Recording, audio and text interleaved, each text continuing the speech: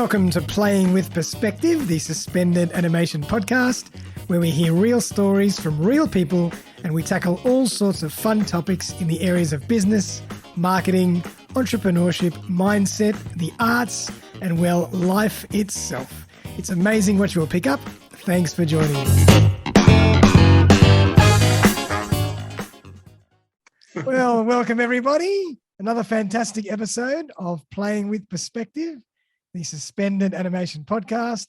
It's episode 187, and we're going to be chatting about top tips for managing anxiety and building confidence to achieve your goals with Marcus Ross. How you doing, Marcus?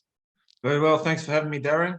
My pleasure. Thank you. Thanks for coming on the show. And before we jump in, I'm going to just give everybody a bit more of an insight into who Marcus is. So Marcus is the founder and owner of Ready To Heal Counselling. Marcus has moved from a background in retail management to his counselling private practice. Experiencing a family separation back in 2020, Marcus reassessed what he wanted and found himself. He's now passionate about helping other men to live their best lives by identifying what's holding them back and empowering them to achieve their goals. Marcus is registered with the ACA and has volunteered for a number of men's groups. He is committed to excellence and professional development. So Marcus, really a big pleasure to have you on the show. Thank you so much for joining us. And you know, this stuff is really important because men in particular don't tend to kind of want to show their emotion or reveal their vulnerabilities. And, you know, men go through a lot of stuff and we just kind of do it alone and we hold it in. So it's good to have an episode like this and to kind of gear it a little more towards the men. Yeah, absolutely. I definitely do see that a lot. Yep. Yeah, men are not always that open about talking about what might be going on for them. So I think it's really important to keep that message going, encouraging men to speak up. Yep. So true. So let's jump in. Tell us a bit more about your story, you know, your background and why you're so passionate about this particular space. Excellent. Thanks, Darren. So just off the top here, so I will talk about obviously growing up. I grew up on a family farm myself. Just had the one older sister. She's 6.5 years older than me. It's obviously, great experience and great space to grow up. Obviously, just having the clean air and all of the land around us to explore and have fun and get outdoors, get outside. I guess the few things that pop out for me growing up was that like our family was very, very good, very caring. Like mum and dad were very different in their own ways. I do feel that there was definitely some strong conflict at times between my mum and dad, Right. like just verbal conflict. And my one thing that sort of sticks out for me is that my dad wasn't the best at handling his emotions. So obviously being on the farm, everything like that, I would follow my dad around like a bit of a magnet at times. Yep. And would be out and about on the farm doing different bits and pieces. And, he'd be doing something with machinery, a job outside, and something didn't go his way. You'd get a bit frustrated and do a bit of cursing to himself, let's say, and maybe throw the odd tool around. Never directed at anyone in particular, but I guess myself as a 6-year-old boy, I didn't really know how to deal with that or what that actually meant. I wasn't really old enough to really understand it, I guess. And time went on, and that was like I was up there. Grew up on the farm till I was around 17 years old. That was when I saw. Having said that as well, like obviously talking about my dad, I also mentioned that he was also someone who I looked up to. Yep. He was also my hero in a way. So definitely, most of the memories I have with my dad are positive. I want to put that out there as well. One thing I really appreciated from my dad was that he got me involved in junior footy at a young age, Right. from maybe 4 years old, something like that. So he'd take me to and they had like the mini league at half time of the seniors. Yep. So a little tackle, I'd be, running around chasing the ball. Not very good at not very good at that age, and there was a lot of older kids that were probably a bit more competent than me, but I got out there and had a go. And then sort of, he started me on that track, which I think was really good, like getting me involved in a sport, a community, community club and everything like that, which he was also heavily involved in. And, ended up, playing junior football, all the way along until Oh, wow. under 16s, where we actually ended up playing in a premiership team. So, Wow. and my dad was actually the goal umpire Oh. around those times as well. So it Amazing. was really good. Like my dad, as I say, was heavily involved with the club. He used to work on the scoreboard.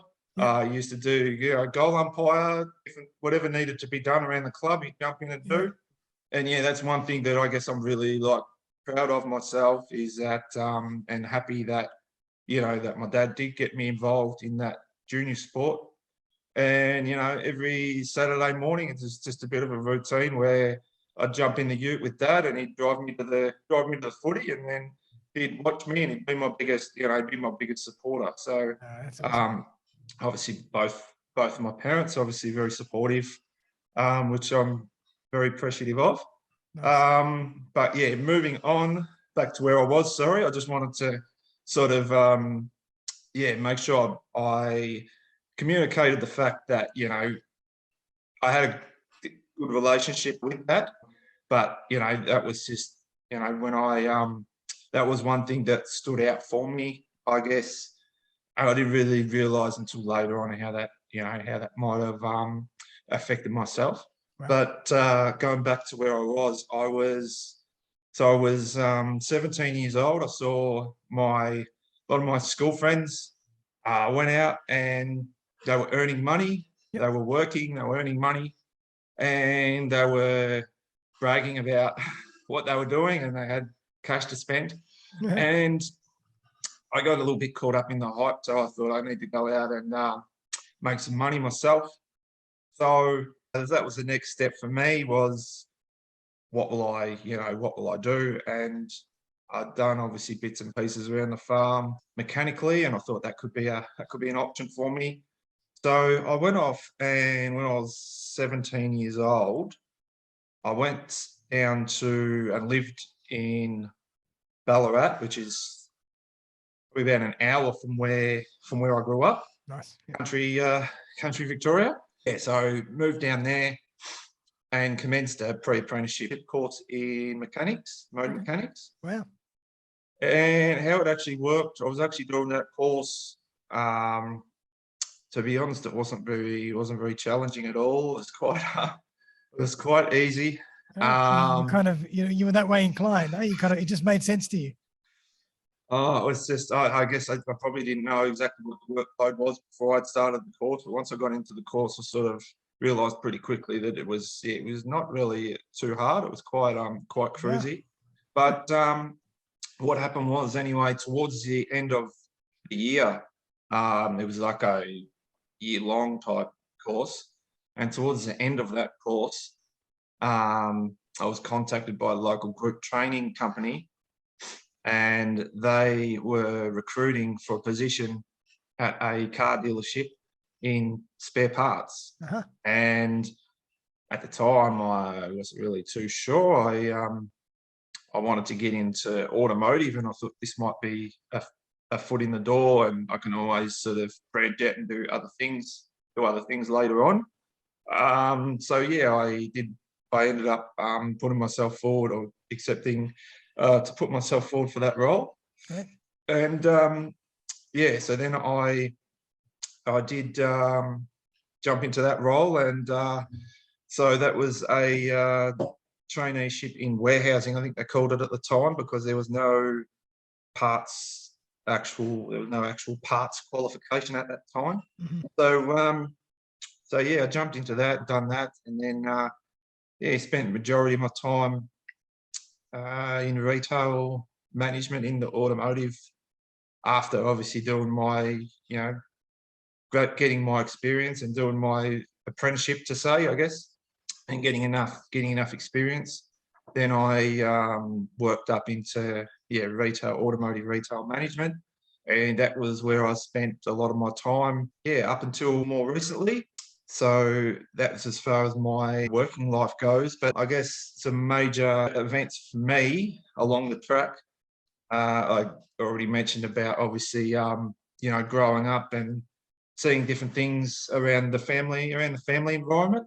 And I was married earlier on in my life, and we had my son Ethan, who's now 10 years old. So I have him to my first main relationship.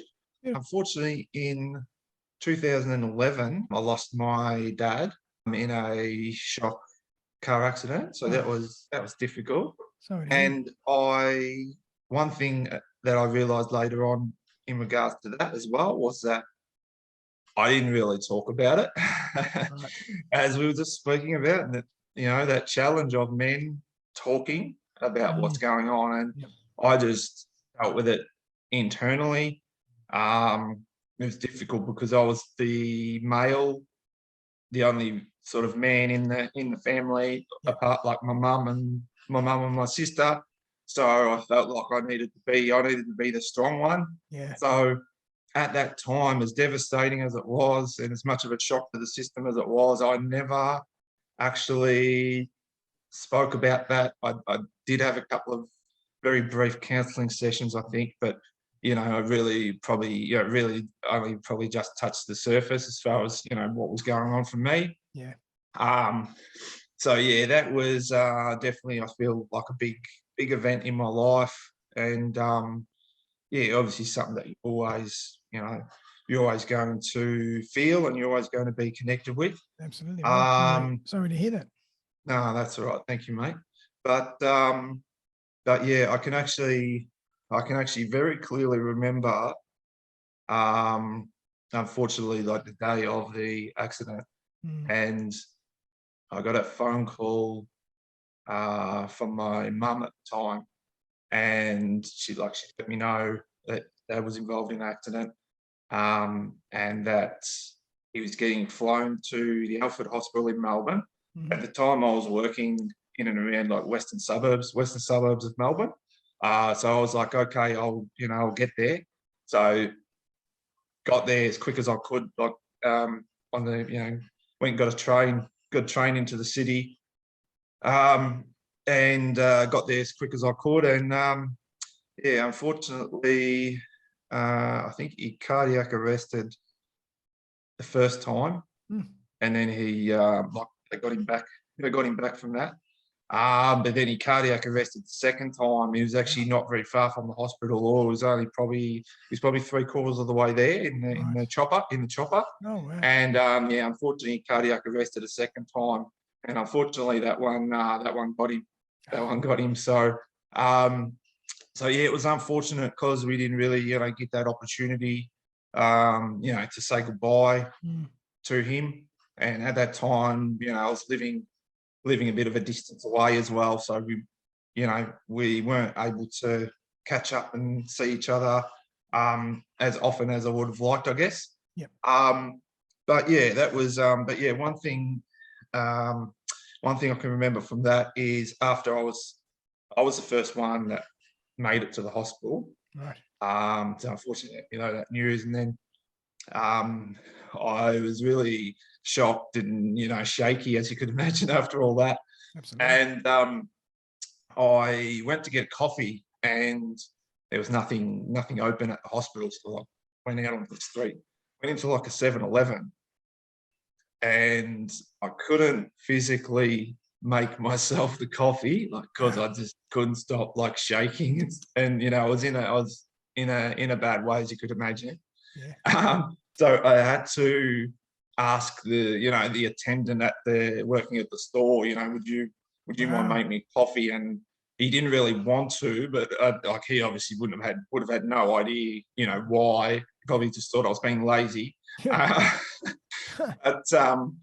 yeah, I sort of, I'll always remember that, you know, to this day, I'll always, Wow. and I think for the rest of my life, I'll always remember that, like just walking into that 7-Eleven and just not being able to actually physically make the coffee because I was just in that, because of the state that I was in.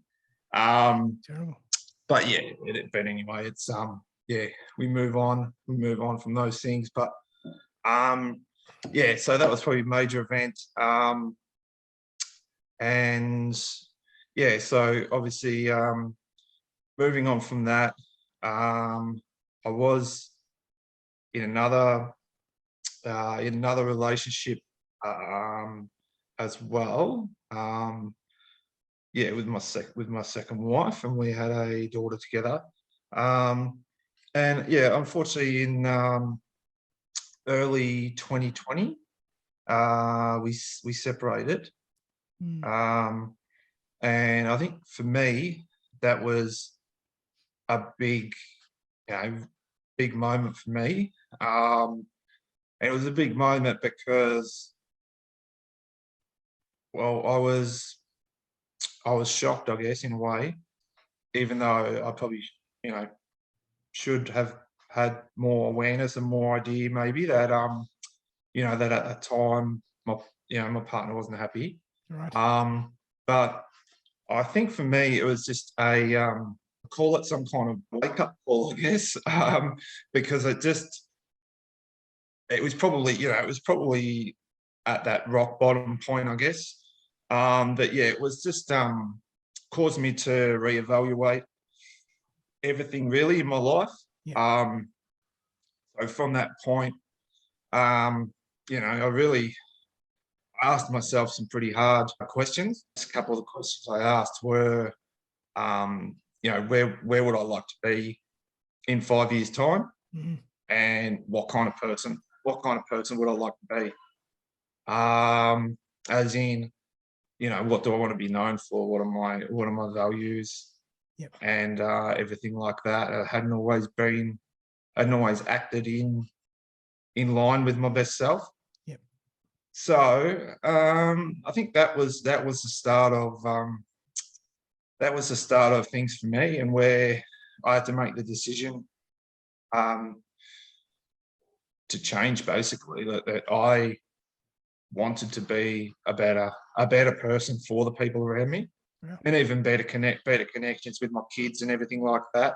You know, I've got a 10-year-old son and my 3-year-old daughter now, and you know, they're both amazing, and you know, just to be present and to be the best father that I can be for them. But yeah, asking myself those questions, I think that was the start of it. And then I'd been in, as I mentioned before, I'd been in the retail management for 20 plus years. I wasn't really happy in that space. I think I'd just gone a bit stale and wanted something different, a new challenge. I wanted to do something where I could help other people. I looked into a few different things. I'd researched into things before, but I'd never actually took the jump and actually make it happen. I was pretty bad at procrastinating at those times, like earlier on, which was half of my trouble. I think I didn't make too many decisions. I just sort of sat on the fence a little bit. But yeah, once I realised, you know, that I wanted to do something like that and help other people, I feel like counselling was a good fit for me. So yeah, I sort of jumped into that and studied as hard as I could to get to finish my qualification in the quickest possible time. And my goal was always, once I finished the qualification, to start my own private practice, which I'd done a little bit of research into at the very start of doing the course. And I just started taking one step at a time. It was around a full-time job, although we did have moments there through COVID where we were only working sort of 4 days, so that helped me a little bit, so that I could put a little bit more study little bit more time into study. Yeah, great. But yeah, just ripped into that, and yeah, finished that qualification back in sort of August last year. Great. And the business I'd already started, and I'd already sort of started putting some media stuff out there sort of around March last year. But I started seeing actual clients in September last year. And yeah, since then, I've just started that on a part-time basis, originally around my other work. And yeah, since then, it's just gradually building up as it goes. So, but I guess I'm just, I'm proud of the fact that I had a plan, and I'm sticking with that plan. Will take some time, as with any business, to build that up and make people aware of my services and what I do. Oh, absolutely. I mean, really, kudos to you for, realizing at a certain point that you had to make a change, and you actually, made that change. You didn't just think about it and then just fall back into your old habits, which is so common. You decided, all right, things have to change. You committed to it and you did it. And now you're helping other people go through that same journey and helping them see the other side, which is amazing. So, big round of applause to you for actually doing the work and making that tough decision to change, where you're heading. Thank you. Yeah, I feel like if I could use my experience and the pain that I felt to help other men going through similar kind of journeys, I feel like that's really positive for me. And I just want to help as many men as I can who may be in that situation, and they still may have the opportunity to take some actions hopefully before things get to that point where they do separate from their families. Yep. So yeah, that's my main purpose and my goal. So yeah, that's amazing, and what a great cause. I think it's so important. And I kind of just want to get into, the main theme of today is really managing anxiety and building confidence.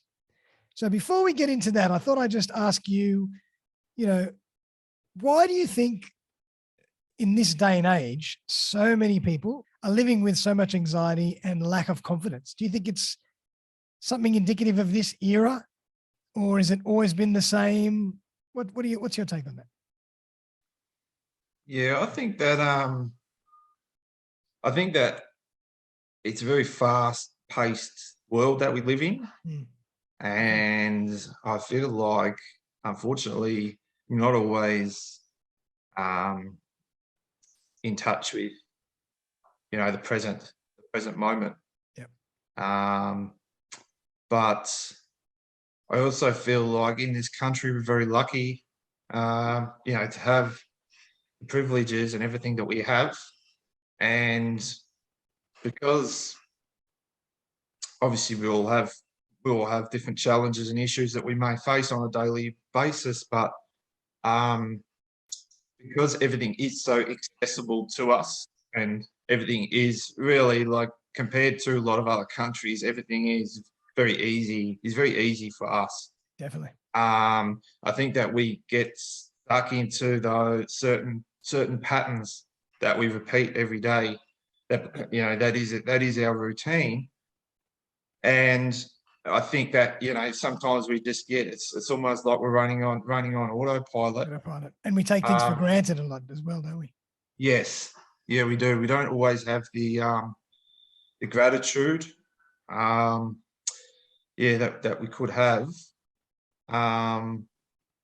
But yeah, I think that there's a lot of different things going on, obviously, that we need to juggle in this modern world. So the demands are high. So I think that that definitely affects anxiety. And I think confidence is something that depends on a lot of things, because obviously we see things through our perspective, and the filter of what we know based on everything that's happened around us from, from the time we were born. That's right. So yeah, lack of confidence. I think that's something that a lot of people, a lot of men in particular, struggle with. That's something I feel like that's a skill that can be, learnt and built up. So yeah, definitely. I think And I would kind of say like the two are linked in a way. Might not be totally linked, but I think when you're anxious and you're not feeling at your best, you start to go through your life with a lack of confidence because you're always second guessing yourself. You're always in your own head. yeah, You're not really present to observe what's really happening. You're looking through things with a different filter. So they're kind of tied in a way. yeah, they are. I think a lot of mental health issues that we face are based around what we believe is our ability to deal with that particular problem or challenge at that time. Yep. So that's when we feel overwhelmed and stressed and things like that. If we feel like whatever it is that's happening, we feel like we've lost control of it, like we don't have the ability to handle it. So definitely it's all related. Definitely all related back to confidence. We have the confidence that we can overcome that particular challenge, then we may not necessarily have the anxiety or the depression that's linked to it. Yep, totally agree. And you kind of touched on this a bit earlier. I mean, obviously, the benefits of being more confident, of managing your anxiety. You've got to have a better work life. You've got to have a better relationship with your family. Are there any other benefits that you think are above and beyond the norm of what we generally can see? Yeah, I can see you're right with that. But there's plenty of benefits, that's for sure. I can see releasing pain and stress that you might be holding within your body. I feel like that's a benefit of being able to manage your anxiety. Good point. I think like once you get clarity as well around your situation and what your specific goals are, I feel like that obviously helps to build that confidence also, and like empower you to be able to move forward. And I just feel like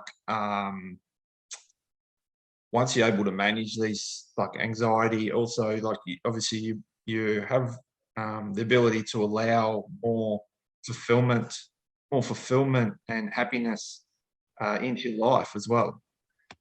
Yep, I love it. Yep, so true. I mean, there's always think you can always go so much deeper than what meets the eye.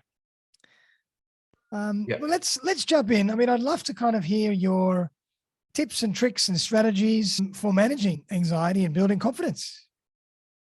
Excellent, thank you. So just going to bring this up. Great. So yeah, I did actually just hold a webinar on anxiety. So this fantastic ties in nicely. So one tip is to try guided mindfulness meditation.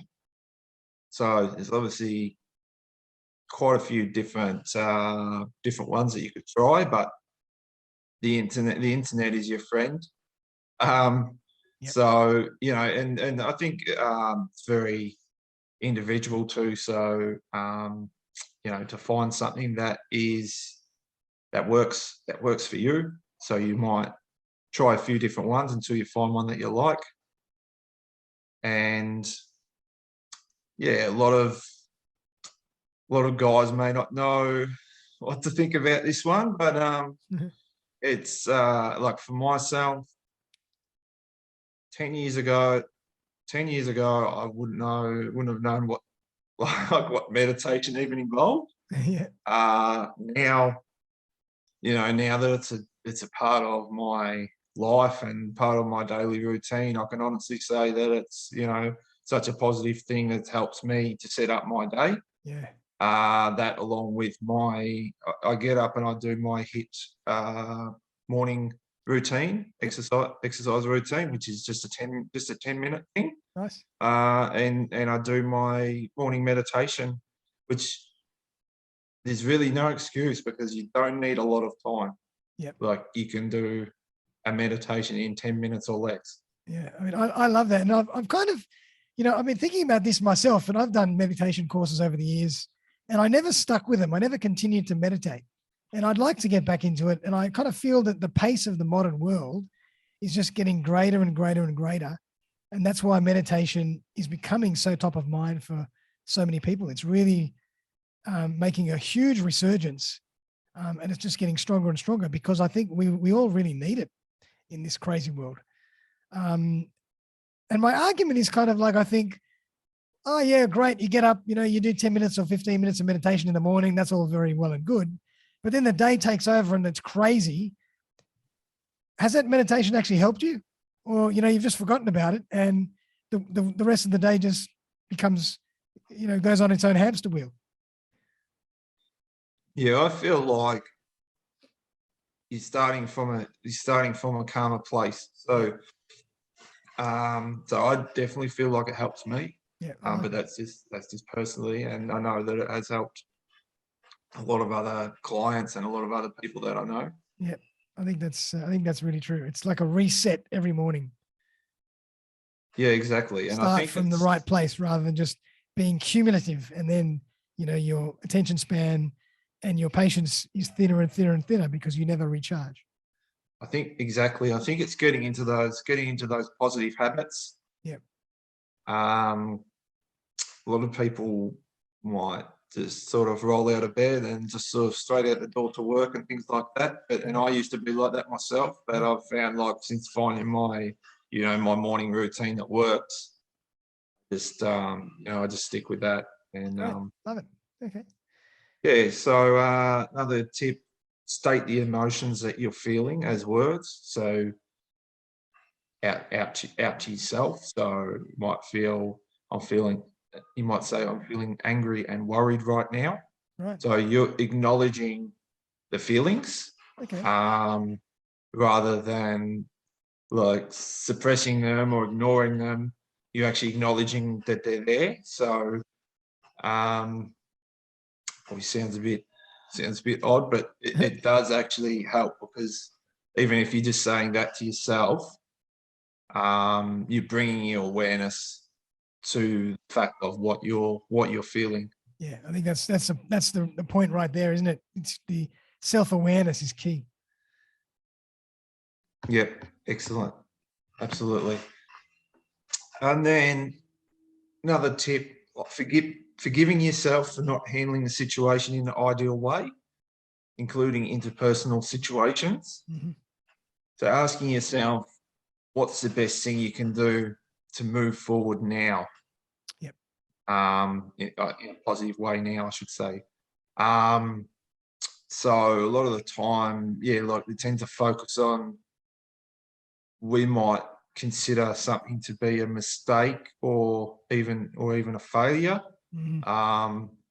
I really don't like that word failure because I feel like, failure is just one of the steps towards success. Yeah, I agree with you. It's one of the best ways to grow. Yeah. So, so I think just being a little bit kind to yourself, I think, and really being focused on what the next step is and what you can do in the future. Yep. If you have made a mistake, like you feel like you've made a mistake, then you'll know how you feel about that within yourself. Yeah. But learn and grow. You can learn and grow from that. And okay, if it's a particular situation, if and when I'm in that situation again, what could I do differently? Nice. Yeah. So critique it, take stock of how you can improve it, but don't dwell on it and don't beat yourself up. Exactly. Yeah. Be kind to yourself. Yep. think that's really important because we do tend to be self-critical at times. Agree. Another tip, to look back on the anxiety provoking situation from a time point in the future. So if you were thinking about this particular challenge or issue 6 months from now, you know, would that be an issue for you? Yeah, I love that. Because we're sort of in this is sort of the opposite, where we're getting stuck in what's going on in the present and we're moment, blowing it up, we're and magnifying. we're thinking that it's going to be a permanent, you know, something permanent, or we're over exaggerating it, like what you said. Yeah. So just sort of, I guess, putting things into perspective a little bit to say, well, okay, in 6 months' time, is this actually going to matter? And quite often the answer will be no. Yeah. So just bring awareness to that also. Love it. Yep. Accept that there's a gap between your real self and your ideal self. And this is the case for pretty much everybody. So we know that we're not robots and humans, and we do make mistakes at times. And yeah, same again. And being careful with, like we talked about, like self-care in a way, I guess, before, and similar kind of thing. And be careful around the self-talk and the narratives that we're thinking of internally. Yep. Because yeah, like we want to replace any of those negative narratives or negative self-talk with things that are more positive and uplifting, so that you can empower yourself towards where you'd like to be. Great. Yep.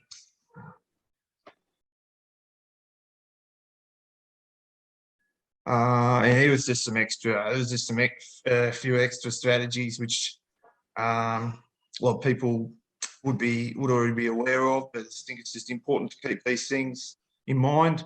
Exercising regularly can be obviously, really beneficial for the mind and the body. Eating balanced meals, eating well, getting enough sleep, staying connected to the people who care about you, your friends and family and the people around you, and engaging yourself in problem solving for any challenges that you might be facing. So yeah, there's just 5 extra little strategies that you can use also. So simple, but so important. I mean, if you can do that, it allows you to get through everything and just, keep soldiering on and put you in the right mindset. I think that's fantastic. Yeah, well, I think for us to be able to serve others around us, we need to fill our own cup first. So fill our own cup. Yep. We need to look after ourselves. So, getting exercise, drinking plenty of water, eating well, getting good sleep, they're all things that I'm sure the doctors would all recommend for you. But yeah, definitely positive things for your lifestyle. Yeah, I love that. Right, so that's as far as tips and strategies for anxiety. That sort of wraps that one up there, Darren. So I'll just awesome. Take that off my screen there. Yeah, we'll take that off. So this will be fairly short and sweet, actually. I'm basing this off my own personal journey.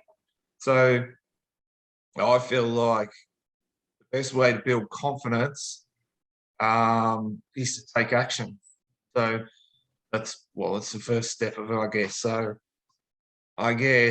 So what actions do we want to take? And then I just feel like in regards to this, having trust in yourself. So if you tell yourself, I'm going to do these three tasks today. So you're going to focus in, you're going to say, these are the 3 tasks that I would like to achieve today. So then I feel like actually taking the actions, following through and completing those tasks. That's the start of building confidence, I believe, because you're trusting in yourself and you're following through and you're taking those actions to actually make those things happen. I love So it. I've heard an expression before in many podcasts I listen to, and they always say confidence comes from competence, and that's exactly what you're saying. Yeah, exactly.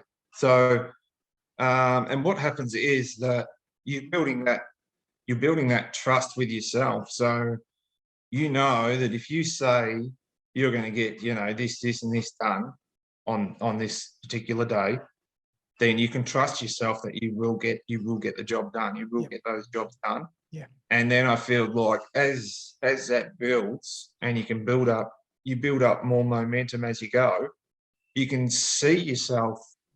I think the other thing is acknowledging the progress you've made. Yeah. So as the time goes on and you're ticking off your 3 main tasks every day, or whatever that might look like for you, and as you come along the journey and you're staying consistent with that, you can see that like a month, 2 months later, you can see that just to step back away from the situation from home and just acknowledge the progress that you've made. Yeah, exactly. And I think that builds more momentum and more confidence. Because as you gain confidence, then you feel like you can do a lot more. You do more. You start stretching. You start pushing yourself further because you feel like you're competent enough to handle it, and therefore you're confident to take it on. And you're likely to put yourself more into those sort of uncomfortable situations as well that may not be, may not come natural for you, or may not feel comfortable. Yeah. But you're confident that you've stepped out and you've done things that you're not comfortable with before, and you've been able to achieve them. So why can't you? There's no reason why you can't do more. Yeah. And so what you're saying is just baby steps, one step at a time. Allow yourself to build the experience and get those runs on the board, and that builds the competence, which then builds the confidence because you know that you've done it before, so you can do it again, and then you stretch yourself to do it even more. Yeah, exactly. I think it's like making that a promise to yourself that that you are going to do those things that you need to do. You need to do, and you're being clear and intentional every day. You've got those. It could be 2 things, could be 3 things, could be 4 things that you've zoned in on that you want to get completed for that day, and you're just jumping into that. So I think getting clear on what you want to do, and then taking actions, and then being consistent with it every day, and then you step back and you can see that you're making progress. And that you can spurs look you at on because you're looking at what you've achieved. You say, wow, look what I've achieved. I can't wait for tomorrow. I'm going to do that again, or I'm going to do even more. Yeah, exactly. Yeah. Love it. I mean, it's also, it's all quite logical and quite simple when you think about it, but the key is to execute it. Yeah, that's right. And as you spoke about before, because it is such a fast-paced life that we have, and we don't always bring ourselves back to getting the awareness of and getting clear on what we actually would like to achieve. Yeah. And then taking those actions from there. So true. I love that. I mean, as you say, the world is so crazy. We don't always take the time to assess and to understand ourselves and our situation. So that's step A. And then to formulate what steps of action to take, and then to actually go and do them to build that competence, which will bring you the confidence. So Yes. it's all it's a beautiful cycle, but we just have to take the time for ourselves in this crazy world to allow us to express that journey. Yep. Yep. Exactly. Yeah, Exactly. I love it. And so tell us, Marcus, how do you work with your clients? Do you work in group sessions, in single sessions, in person, face-to-face, on Zoom? Tell us more about how you actually work, and if someone wanted to work with you, what would be the process? Yep. So how I work is, so I use a range of cognitive behavioral therapies. Yep. Acceptance and commitment therapies and mindfulness, which all of those therapies are really useful for anxiety and a whole range of other things like depression and Nice. stress related issues, life transitions, all those kinds of things. So just to put it in a nutshell, CBT is the relationships between our thoughts, feelings, and our behaviors. Mm-hmm. So because it all starts with our thoughts. Yep. Except it's a commitment therapy. Sounds a bit weird. Sounds like somebody's getting married. It's actually to do with that. This is where anxiety, it can be really helpful for anxiety because it's based around getting back in touch with the present moment. Nice. Yep. And it's about taking committed action towards our goals. Yep.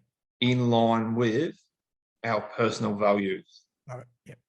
So obviously our personal values and our core beliefs are the things that are really important to us. So it's about getting in touch with those things, but also bringing your awareness back to the present moment. So there is a lot of mindfulness type things that form part of ACT therapy as well. Beautiful. So yeah, they're the therapies that I use, which I find works in a whole range of different situations for my clients. And what I mainly offer is counselling packages, which what happens is, firstly, we'll have a brief call just to discuss what your current situation may be, get clear on your goals, and then I'll give you some options moving forward of where we could progress with that. Nice. But yeah, I do encourage that we have that conversation first, just to make sure that we both align and that my services, fit what my client is looking for and what my potential client may be looking for. Great. And suit their situation. And then if that's the case, then I'll give the potential client some couple of options there, which is, but they are based around programs, which are usually based around weekly one-on-one sessions with myself. And I go through the details of the programs at that time at the end of that call, once we identify that we're a good fit to work together. And for men, which is who I work with, basically, that's my main aim, is empowering men to achieve their best lives. So for men that I work with, I offer these transformation packages, and there's a couple of different lengths there, but it's just based around the fact that individual sessions are unlikely to get my clients' results. So, I do, I'm committed to my clients, and I also, expect my clients to be committed to the, to the program and to the process. Because, that's, as we've spoken about, consistency and actions, that's how we get it, the results that we want. Yep, so true. Love that. And have you got any insight into, some of the successes that you've had with the people that you work with over the last period? So a lot of the men that I work with are maybe currently separated or having issues with relationships in their life with the people around them. Relationships may not be good. Yep. And I think just it's very fulfilling for my clients when they come in and they're having a lot of challenges, or they're about to possibly split up from their relationship, and just to open up the pathways for them to chat about what's going on, and then to go through some different tools and techniques, and for them to gain more awareness around, their own thoughts and how that's coming across as actions. Nice. And how that may be affecting the other, the other people around them, which may be leading to some of the challenges that they're facing. So I think just really fulfilling to see once they can gain that awareness, or just sort of start to see things from a bit of a different perspective once we get into the therapy. And a lot of people, a lot of my clients having better relationships and connections with their kids, getting better connections with their partners and other friends and family around them. So just really, really positive to see, when these changes happen, and they'll come back, like after a few months of us doing therapy, they'll come back and they'll just be in a much better place, and they'll have better relationships with all those special people around them. So I think that's just the most fulfilling part of my job. Yeah, it must be. Do you work in group sessions, or is it mainly one-on-one? So at this stage, I offer the one-on-one programs. Mm-hmm. Yeah, so it's generally weekly one-on-one sessions. Yep. For the duration of the program, and the program's obviously tailored around what the client may be dealing with at that time. So once we've had that 30-minute chat together, then I'll give the details and options for what the programs are, and then we if we after that chat we feel like we're a good fit for each other to work with each other, then we'll go through that. That's fantastic. Those options. Love it. Well done. And so if people want to find out about you, or find you, your website, tell us a bit more about how they can do that. Yep. So people can contact me via the website, which is readytoheal.net.au. Beautiful. And also via my Facebook page. So website or Facebook. Yep. Perfect.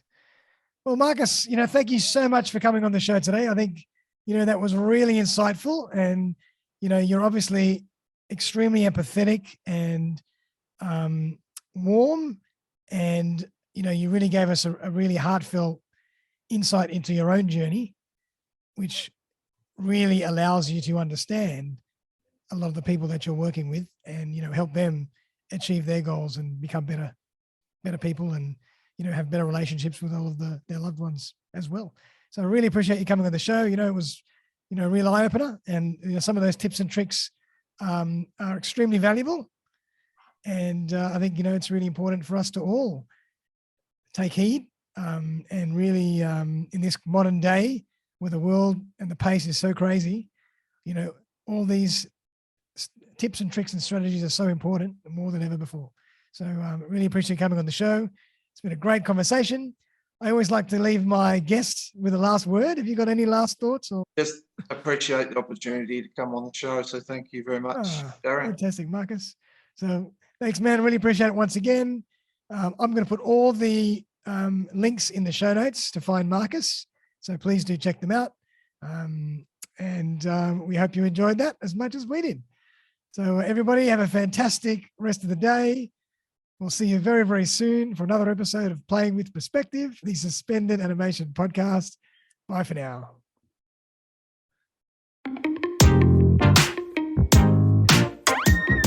Thanks again for joining me for another episode of Playing with Perspective, the Suspended Animation Podcast. If you would like to join me as a guest on the show, I would be delighted to collaborate. Feel free to buzz me on 0414 659 800 or email me on darren@suspendedanimatio.com.au. I'm always on the lookout for great guests who can share their stories and expertise with my community. Also, if you have been thinking about putting your own podcast together and not sure where to begin, look no further. I run a really simple 3-part podcasting course, one-on-one with me, where I walk you through the entire podcasting journey. You will end up with a fantastic new podcast to start sharing right away. Feel free to get in touch to discuss further. But for now, though, have a fantastic day, and I'll see you next time.